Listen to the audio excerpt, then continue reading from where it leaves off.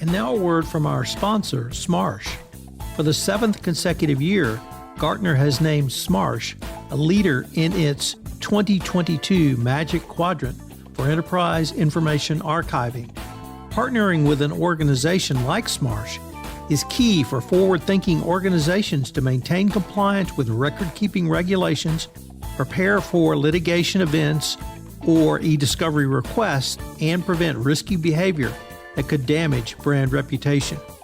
Smarsh stood out for the following: launching a communications intelligence platform, enhancing voice archiving, enabling compliant adoption of Microsoft Teams, and supporting direct-from-carrier data capture.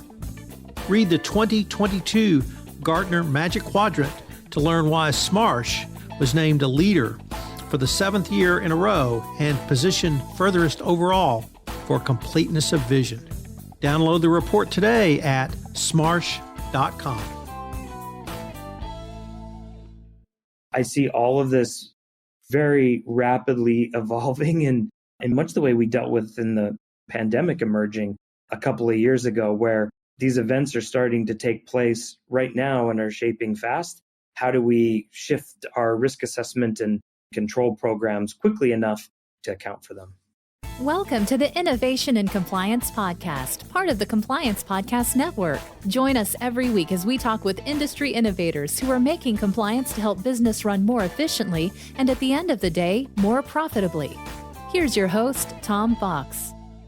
Hello, everyone. This is Tom Fox back for another episode, and I'm thrilled to have back with me Dan Zitting.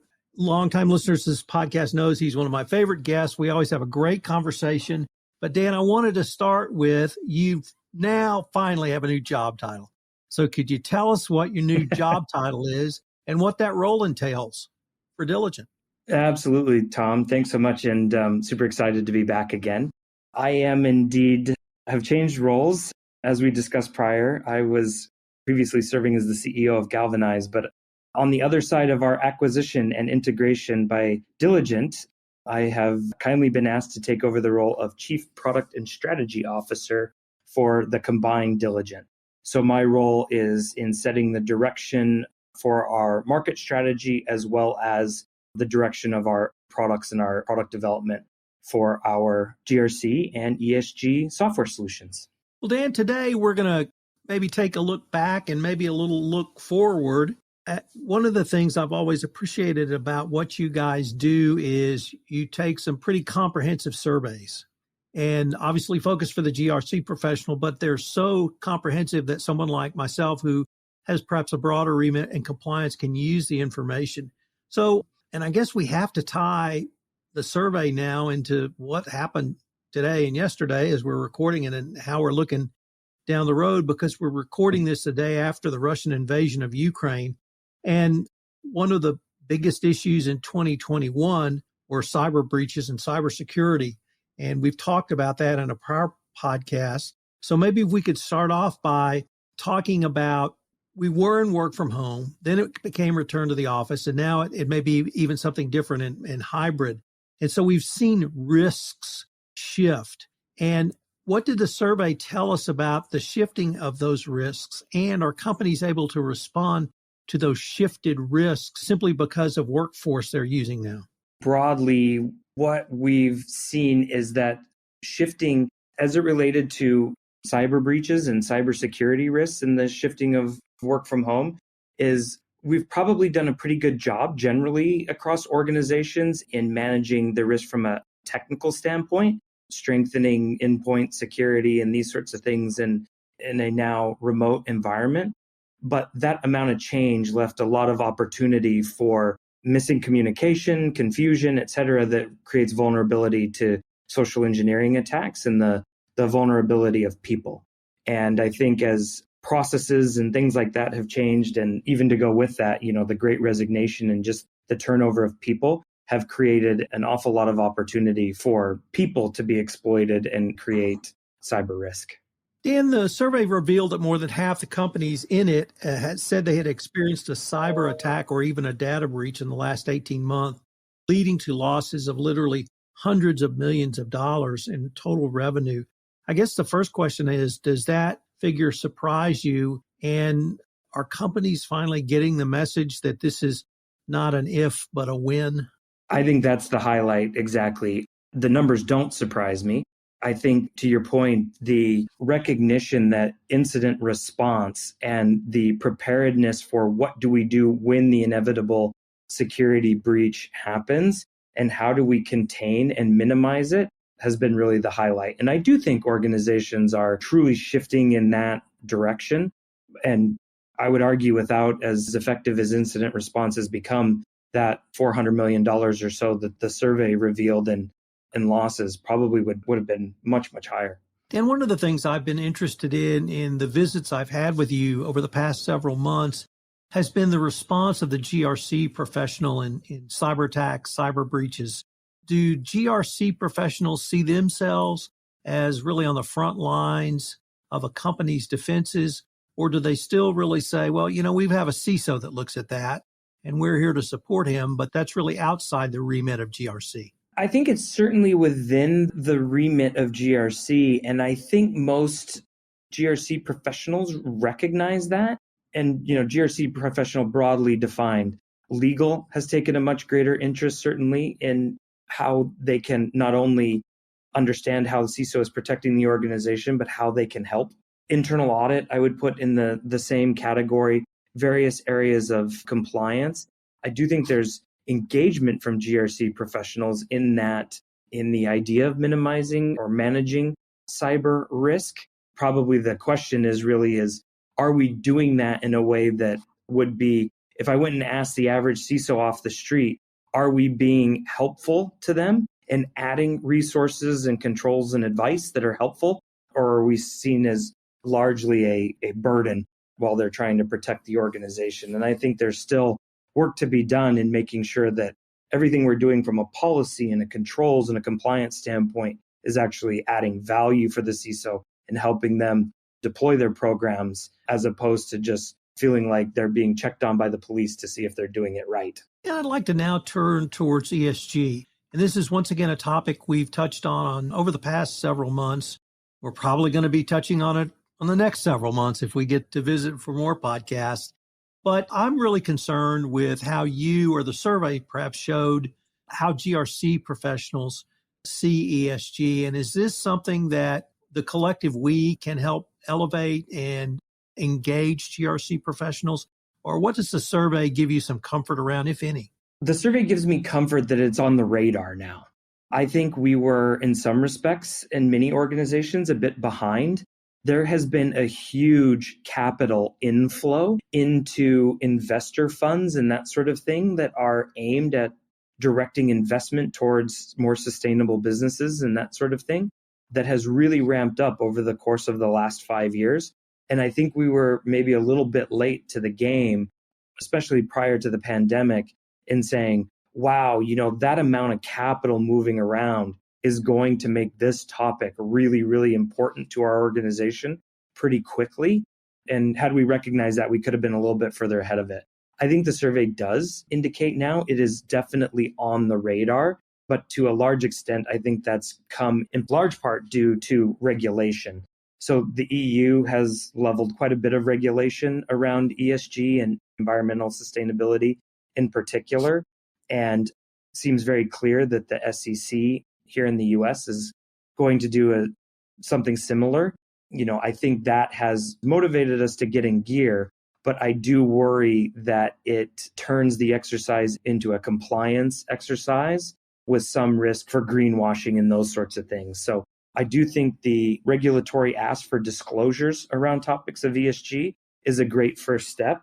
I think the next step for us as GRC professionals is to embrace that and put in place programs that are authentic in their intent to address ESG related risks and concerns versus purely making sure we can comply with the disclosure requirements. Dan, you touched on one of the things that I think has really fueled the explosion in growth on ESG, and that's investor dollars. But it's not simply investment funds that are leading this effort now. Private equity companies, banks are looking at this issue if someone wants to borrow money. Even insurance companies are now assessing ESG risk as a part of an overall insurance risk management review and strategy. It's a long-winded way of saying that if companies want to access capital, they're going to have an ESG program in place. Is that message, which I call the market message, is that helping to drive this really even beyond the regulatory framework you referenced? Enormously so.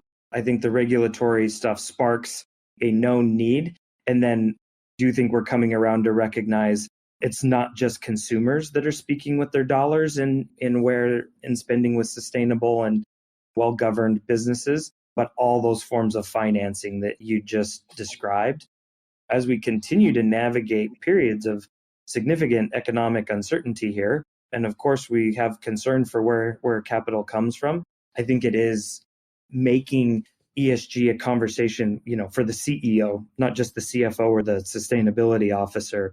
It's something that is moving quickly towards, it just needs to be integrated into our business in a way where we can demonstrate strong governance, strong practice all the time, because we will inevitably have needs for investor capital, bank debt, marketing programs with our consumers, et cetera, that demand we're able to actually demonstrate our commitment. Messages I'm trying to get to the GRC profession is the GRC needs to be a part of this, and they need to be a big part of it. They need to be a part of it for many of the reasons you articulated, which is the validity of the ESG exercise, but also the technical expertise in corporate governance, in setting up policies and procedures, and really the things I see GRC professionals doing on a day-to-day basis in other areas. And ESG, in many ways, there's not an ESG degree in college. There's not an ESG MBA. We don't have ESG people coming out of universities to run these programs because it's so new. It's a long-winded way of saying that there's really, at this point, no corporate overlord for ESG, or conversely, there's a lack of ownership. Many people may be assigned it, but you still have a day job. And so how do we maybe get the GRC professionals to see that, you guys really are well suited to, if not run this program, play a huge part in it because of the things you do every day. And don't be afraid of the E. You may not be an environmental lawyer, but you know how to run a program. You know how to set up policies and procedures. You know how to monitor. You know how to improve. You know how to test, and you know how to report. So how can we maybe have that conversation with the GRC profession that they have not only a huge role to play, but even conceivably an ownership role in this as well? I completely agree. And I don't think the sort of, I'm not an environmental expert is a reason to not take that sort of lead role and that kind of responsibility. It's definitely a conversation that's going on at the board level about ESG. From there, it is starting to translate into there being board committees as well as internally having ESG committees that include stakeholders across legal, sustainability, safety, audit, et cetera. I think trying to create that source or that center of excellence, whether it's an individual person or role or that kind of an internal committee, I think is really important because there is too much inherent in this kind of nebulous term, ESG, probably for any one person to run, but making it a business objective in the way that profit is a business objective and splitting the responsibilities across those different lines of defense or those different functions in a way where somebody like a board committee or an overarching internal ESG committee can get a combined view of how effective do we think we are from an ESG standpoint, and perhaps doing that relative to one of the many industry best practice frameworks that are out there, I think should be the goal. If we have a committee or person who's driving the ask for that view, then we can split downstream the programs necessary across different functions in the organization to create that. Dan, now I'd like to turn to top risk in 2022. And as I mentioned at the start of this podcast, we're recording it the day after Russia invaded Ukraine. So one of the risks was geopolitics. So it seems to me that's a perfect time for us to talk about how risks have changed because of that invasion and really how the GRC professional may need to think about responding. So obviously economic sanctions can come into play. Your supply chain may be affected. Your customer base may be affected. But from where you sit in Diligence sits, what are some of the top 2 or 3 things that you would counsel a GRC professional to start thinking about literally right now? First and foremost, I mean, there certainly has to be a discussion about heightened awareness for cyber breach. I think that's an obvious one. What may be harder, the potential big impacts on the organization that aren't necessarily in the news, the way cyber breaches are. So even if your organization, if it's a reasonably large organization, even if you don't do any business in Russia or Ukraine or the region, you inevitably have, for example, employees that have family there, or you have vendors that have operations there. Pivoting programs to evaluate these risks now, if you haven't already, is really important. So what's the potential level of disruption if we have meaningful number of employees impacted, or employees who need to take time out because of family that are impacted? How do we go back through our vendor risk assessment, particularly on things like the technology side, where many of our technology vendors have large employee populations there? What kind of third-party risk does that create, and sort of service level risk and those sorts of things? So I see all of this very rapidly evolving, and much the way we dealt with in the pandemic emerging a couple of years ago, where these events are starting to take place right now and are shaping fast. How do we shift our risk assessment and control programs quickly enough to account for them? So one of the most prescient quotes I got out of the pandemic, Dan, was we've gone from disaster recovery to business resiliency to business as normal. And you really articulated how you have to have processes in place to pivot to what we used to think of as a black swan event. And now it's just business as usual. And you touched on one that I want to maybe expand upon a little bit, and that's workforce. You talked about it in the context of people who may have employees in Russia or Ukraine or other countries in that geopolitical area. But of course, and then you also touched on earlier the Great Resignation, but the workforce turnover, how do you see that as one of the top risks going forward? Or is it kind of a summary of everything you've told us so far? I've actually seen, depending on which kind of function you're talking about, ranging from internal audit to HR itself to others, I've seen quite a bit of shift towards a risk management approach to turnover over the course of the last year. And I think for a couple of reasons. As you described, there's events that are impacting our workforce. Russia, Ukraine is the most recent of those. Employee churn is higher than forecast at basically every organization I talk to. And so how does that impact operations? And then the sort of nagging threat of inflation. And if salary inflation continues at the rate at which it is now, what kind of budgetary issue does that cause us in our ability to fill or refill open positions? And for all of those reasons, it's worth not looking at it purely as an outcome, but as a sort of top 10 risk that should be covered as part of the risk management program. And as a third top risk that's seen in 2022, it's increased regulation. And you mentioned particularly the EU around ESG, and they've led kind of the regulatory lead on that. And perhaps we'll get something from the Securities and Exchange Commission. But both in the EU and the United States, we've seen increased regulation around such disparate topics as human trafficking and modern slavery and a competitiveness. So I was wondering what the survey showed, or what you're hearing literally from the marketplace about the increased regulations and how they relate to the risk for the GRC professional. Yeah, those couple you gave there are really good examples. And in every regard, I would consider those to broadly be associated with ESG as well. Human trafficking and those sorts of topics being a big part of governance and social governance. I think that is the category of regulation that is changing the fastest. I think it's the breadth of where that's being implemented that causes such great concern.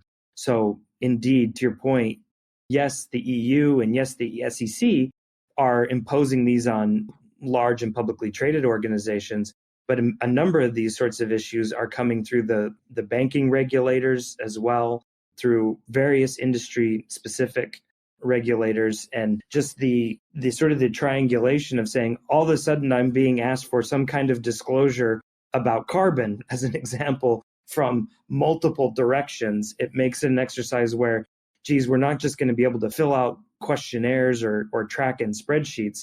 I'm going to need a broader program for managing these shifting compliance obligations in a more nimble way, because I'm getting multiple similar sorts of obligations coming through from multiple regulators where I need to map and be able to minimize the regulatory burden.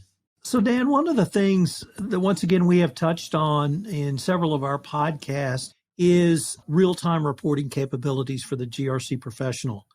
And I think one of the things, I know you have talked about this, you've tried to work towards this, but how does a lack of real-time reporting capabilities hurt the ability of a risk professional to give an accurate picture of risk to the board of directors? And I'll even make it more interesting by saying that's the G in ESG, because that's the risk professional communicating to the board in a way that they can properly oversee. So I was wondering if we might conclude with some of your thoughts on that topic. Well said. It is the G in ESG, is being able to communicate to the board a risk issue like this. And if I think about what's happening today in the Ukraine, whatever the impacts of this may be on the business, it's right now February 24th. So if I'm on a calendar year-end cycle, it means the quarter doesn't end for another 36 days. And it's probably another 30 days or so past that when I have a board meeting. And at that point, I will prepare a slide deck that has been stale for some period of time. When things move that rapidly, I just don't fundamentally believe that that's fast enough for governance in the future where the world sits. So being able to, I would even maybe shift your question a little bit to say, risk professionals too often are asking, why don't I have real-time information, instead of actually being the one out creating it, bringing in the technical skill necessary to be able to analyze data fast enough to get real-time insight, and paired with then in turn, I think we need to move towards the board asking the question you asked, which is, how do we get this information more real-time? And how do we think about that in our board governance processes? And shouldn't we be more open to that? Because governance will truly need to move at a speed much faster than what it has in the past. Enabling the board to be able to see indications of governance failing in between the board meetings is just as important as being able to discuss it after the fact when a board meeting occurs. And so that's certainly why I spend my time focused on technologies, because I think that's the tool that shifts the paradigm on how we think about governance and how quickly governance processes should move. And unfortunately, we are near the end of our time for this episode, but I was wondering if our listeners wanted any more information on Diligent, what would be the best way for them to find out? Thank you. Yeah, definitely visit us at diligent.com, spelled just like it sounds. We are the global leader in GRC software and certainly board governance, over 1 million users and 700,000 board directors around the world who use us. And we look forward to continuing to support the community, try and make that future governance, or what we like to call modern governance, a reality. Well, Dan, thanks again. It's always a pleasure, and I look forward to continuing this conversation. Thanks so much, Tom. Enjoyed it as always. If you want to stay up to date on the latest innovations in compliance and help your business run more efficiently, subscribe to this podcast and help spread the word by leaving a review.